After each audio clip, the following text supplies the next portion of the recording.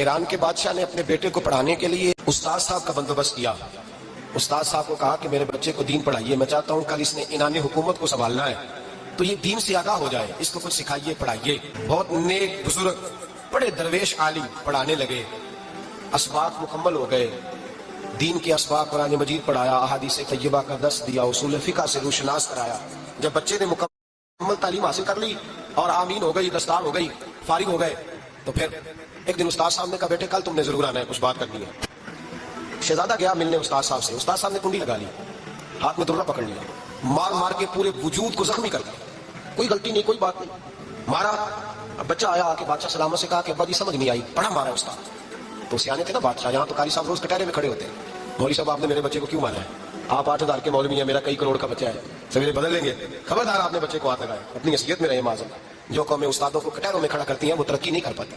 جو استادوں کو کٹہروں میں روز کھڑا کرتا ہے. کہا ابا جی بڑا مارا ہے، تو والد بڑے سمجھدار تھے، کہنے لگے بیٹا استاد باپ ہوتا ہے، وہ زیادتی نہیں کرتا، کوئی بات ہوگی میں تیرے استاد کو کٹہرے میں نہیں بلاؤں گا. اماں سے بات کی، اماں کہنے لگے بیٹا میں تیرے باپ سے کیسے بات کروں. ڈارا وقت گزر گیا، 22 سال بیت گئے، بادشاہ کا انتقال ہوا، شہزادہ تخت پہ بیٹھا. پہلا حکم یہ دیا کہ میرے استاد کو بلاؤ، پہلا حکم. استاد جی بوڑھے ہو گئے تھے، چھڑی کے اوپر ٹیک لگا کے آئے اور بھویں سفید ہو کے جھک گئی تھیں. یوں آنکھ کھول کے بڑی مشکل سے دیکھا، کہنے لگے شہزادے حکم ہو.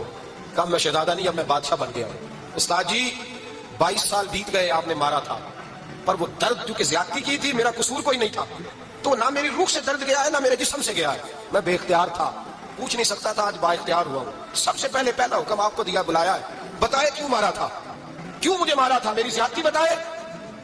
تو استاد بوڑھے استاد کی آنکھیں آنسوؤں سے بھر گئیں.